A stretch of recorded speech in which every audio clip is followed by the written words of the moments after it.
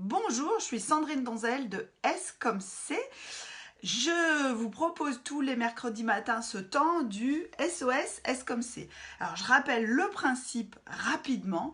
Le principe du SOS S comme C, qu'est-ce que c'est? C'est un petit temps le mercredi matin à 9h30 pendant un quart d'heure, 20 minutes, durant lequel je réponds à une de vos questions. Ces questions, c'est vous qui me les avez envoyées par mail à l'adresse sandrine@scomc.fr. Elles peuvent porter sur des difficultés relationnelles, émotionnelles, etc. Je vous donne des éléments de réponse tous les mercredis. Et après, vous pouvez retrouver ces vidéos en replay sur la page Facebook, sur le blog ou sur la chaîne YouTube. Et il y a toujours des ressources complémentaires que vous pouvez trouver sur le blog, sur lequel j'ai déjà publié plusieurs centaines d'articles, je crois bien. Bon, eh bien, puisque vous arrivez tranquillement, moi j'attrape mon café, je bois une petite gorgée, je vous invite à faire pareil, à vous installer confortablement. Je rappelle aussi que les questions peuvent poser sur des problématiques émotionnelles et relationnelles qui peuvent avoir lieu en famille, à la maison, dans le couple et au travail. On y va ? On tire au sort la question. Je vous rappelle aussi, avant de tirer au sort la question, que vous pouvez intervenir tout au long de cette vidéo. C'est l'intérêt du live, on peut interagir, vous pouvez me poser des questions complémentaires. Je les lis ici sur mon ordinateur et du coup je peux y répondre. Alors, je tire au sort la question. Tadam, suspense. De quoi allons-nous parler aujourd'hui? Alors, j'ai tiré au sort le numéro 9. C'est toujours à l'envers puisque je filme avec mon téléphone. Je vais chercher la question numéro 9. Qui est, où est-elle? Elle est là. Alors, 9. Alors, cette question commence par un compliment. Avant que j'oublie, ton blog est génial, j'adore le lire chaque semaine. Moi aussi, j'adore lire ce genre de messages. Alors, ensuite, la question, qu'est-ce que c'est? Pour ma part, c'est mon mari qui n'applique absolument pas nos principes d'éducation. Il crie pour un rien, il parle fort alors que l'on incite notre fils à parler doucement. Bref, ça commence vraiment à me peser.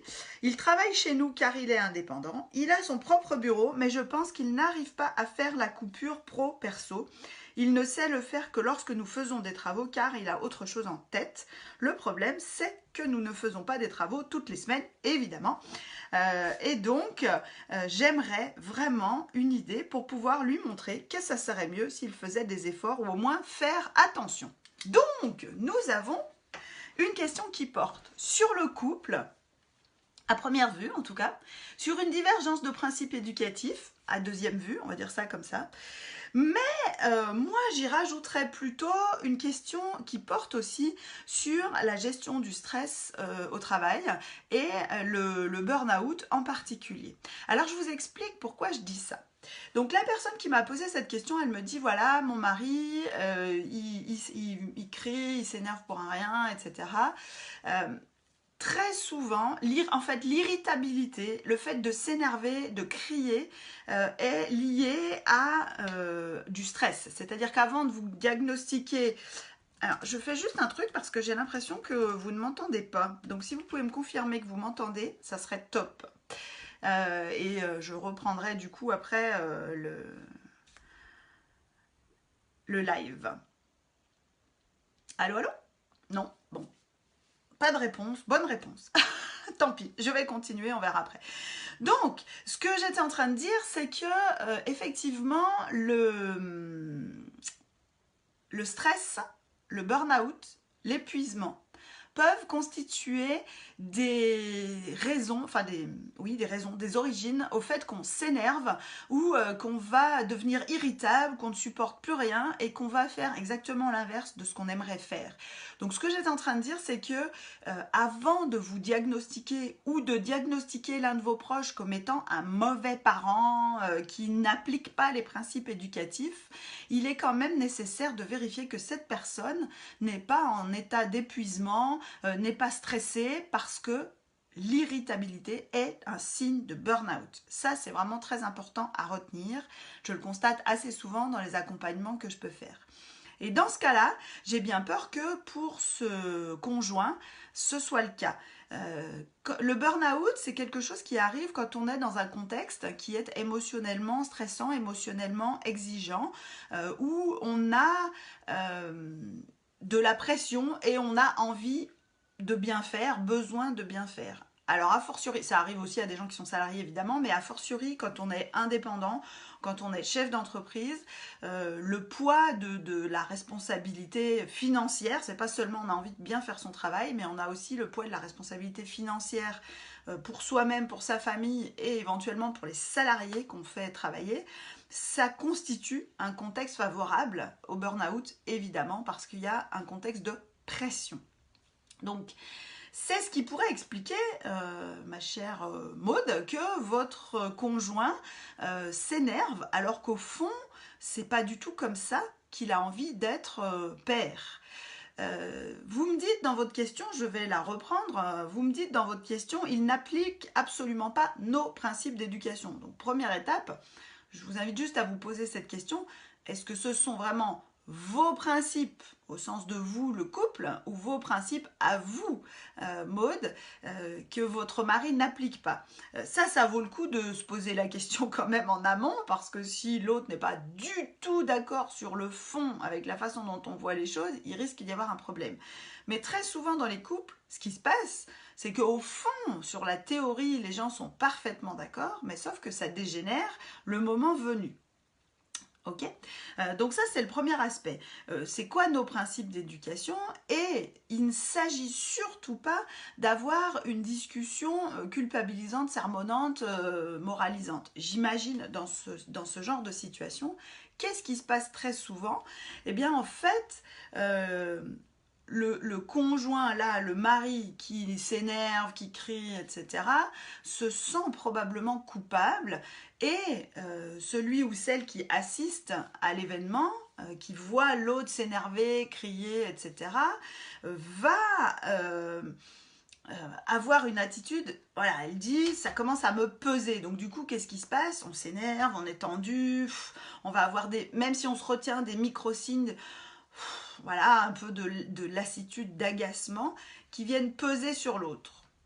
Donc ça, c'est important du coup d'en parler pour dire au conjoint qu'on voit bien qu'il est en difficulté, que probablement c'est pas comme ça qu'il a envie d'être et que très probablement, en fait, pour le moment, il ne sait pas faire autrement.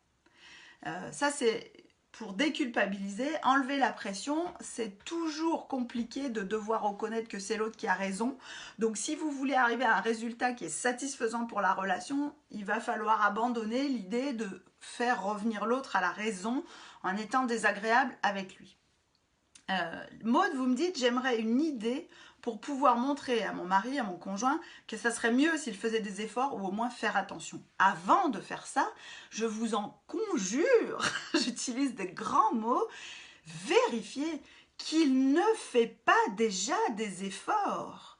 Parce que si votre conjoint est en état de burn-out, de stress avancé, il fait déjà des efforts qui ne se voient pas à l'extérieur, il fait déjà des efforts et probablement il se décourage de voir que ces efforts ne portent pas leurs fruits et qu'en fait il n'arrive pas à se retenir. Mais quand on est en état d'épuisement, on est incapable de se contrôler. Donc, vous ne pouvez pas demander à une personne qui est en état de stress avancé, d'épuisement, de lâcher prise parce que elle en est absolument et totalement incapable. Si vous voulez que la personne lâche prise, vous devez organiser le contexte pour que cette personne lâche prise.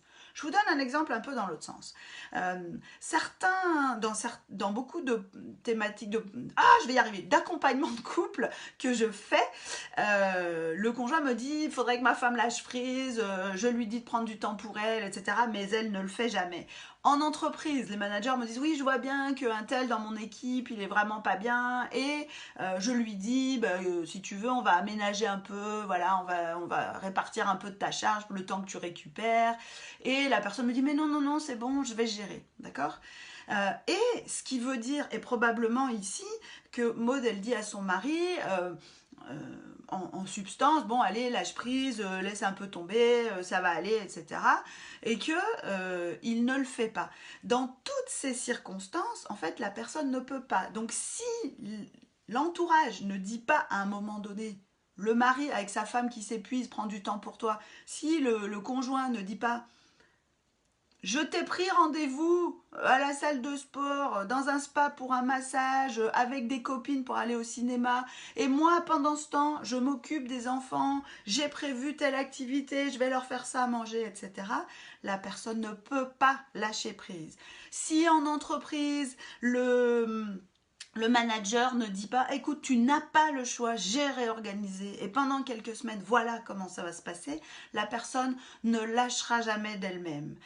Ok, donc c'est important parce que ça veut dire que dans votre situation, Maude, si vous voulez que votre mari opère une coupure pro-perso et qui relâche la pression et qui soit plus cool avec les enfants, vous allez, vous, devoir lui dire, écoute, je sens que tu es stressé et voilà ce que je vais faire. Et en tenant compte évidemment de son stress, etc. Mais pour lui montrer que vous avez pris un certain nombre de choses en charge qui vont pouvoir l'aider à rebaisser la pression. Ça vaut le coup aussi d'attirer son attention sur le fait qu'il est stressé, que peut-être il a besoin de gérer son stress, ses émotions. Là aussi, non pas dans un truc culpabilisant, mais en ayant un questionnement un peu stratégique, en disant mais j'imagine que toi, en fait, tu n'es pas à l'aise avec ça, je ne te reconnais pas, c'est pas comme ça que tu as envie d'être. Et donc, moi, j'ai vraiment envie de t'aider à te sortir de ça. Ne mettez pas les choses sur tu n'appliques pas les principes éducatifs, tu ne donnes pas le bon exemple, parce que ça ne marche pas du tout. Ce qui va marcher, c'est de proposer de l'aide, de partir du principe que votre conjoint, il a envie d'avoir une relation cool et que, tout simplement, il n'y arrive pas.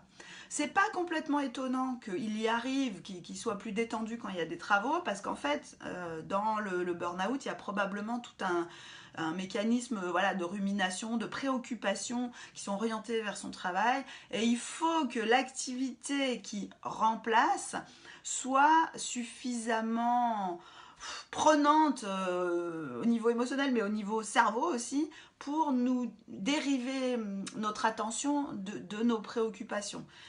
On remplace une préoccupation par une autre en quelque sorte, mais qui est moins stressante.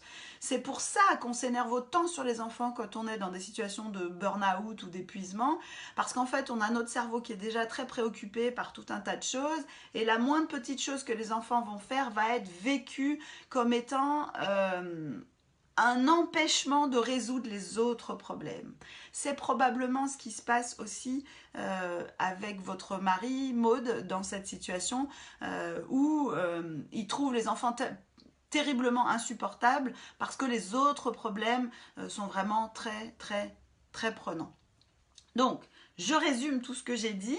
Et alors avant de résumer, je suis en train de penser que le 3 juin, je suis à Annecy pour un temps d'échange sur le burn-out justement, aussi bien personnel que professionnel.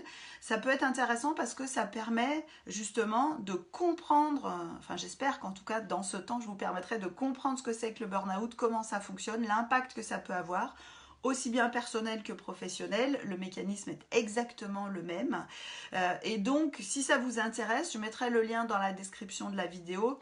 Ce sera à Annecy, à l'Accordé, c'est ouvert à tout le monde, c'est un meet-up. Par contre, pardon, j'ai eu un appel entre-temps, et pourtant j'avais mis en ne pas déranger, je ne comprends pas pourquoi il s'est passé ceci.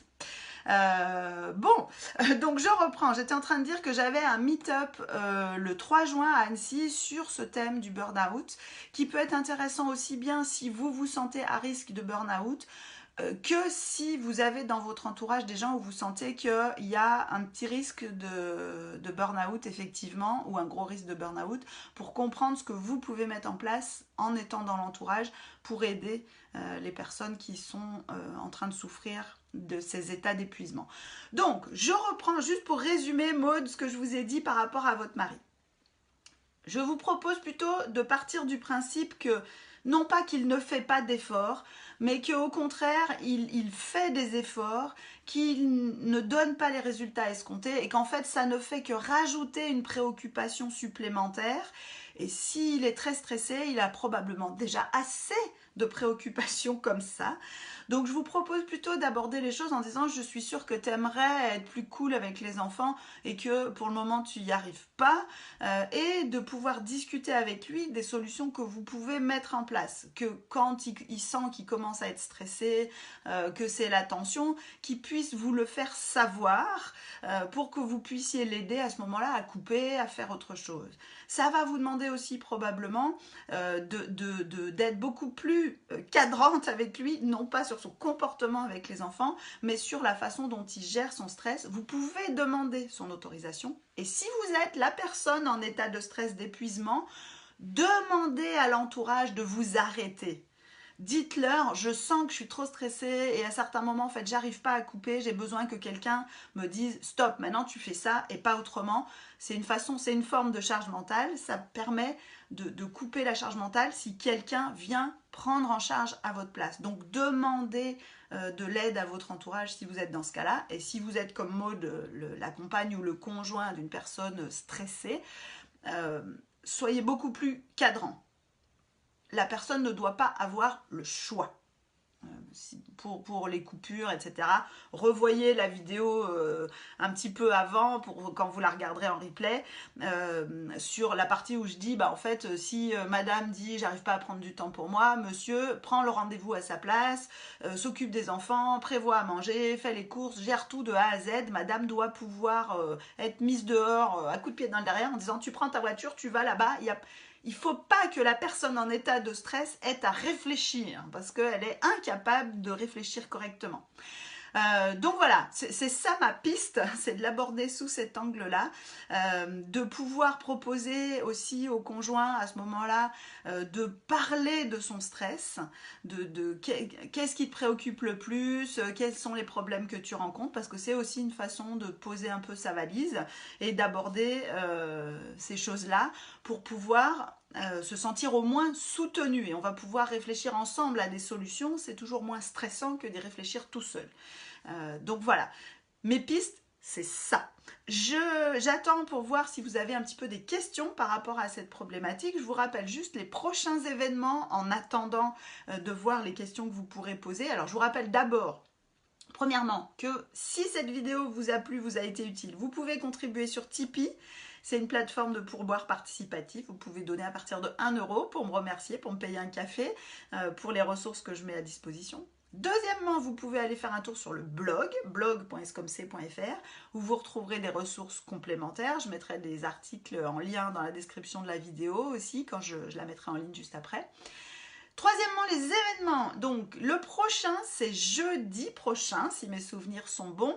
C'est à Villars-sur-Doron. C'est une conférence sur les relations dans la fratrie. Quand ils s'entretuent, les enfants, etc., et que on en a marre, voilà, que oui, mais tu lui as donné plus qu'à moi, etc., etc. Ensuite, la quatrième chose, c'est une autre conférence qui a lieu à Rieux-la-Pape, tout près de Lyon, le samedi matin, le 25 mai, je crois bien, qui s'appelle « Survivre à la petite enfance ». Donc, je vais vous parler de comment on marche, nous, les parents, comment fonctionnent les enfants et comment les deux, ça fait que les 3 premières années, c'est machine à laver, cycle essorage rapide. Et comment est-ce qu'on peut s'en sortir sans trop de dommages. Donc là aussi, je vous mettrai les liens dans la description de la vidéo. Et vous pouvez retrouver les infos sur le site www.escomc.fr. Il y a l'agenda, il y a toutes les prochaines conférences. Voilà, et puis du coup le 3 juin, le meet-up, donc c'est sur inscription, donc je vous mettrai là aussi le lien dans la description de la vidéo.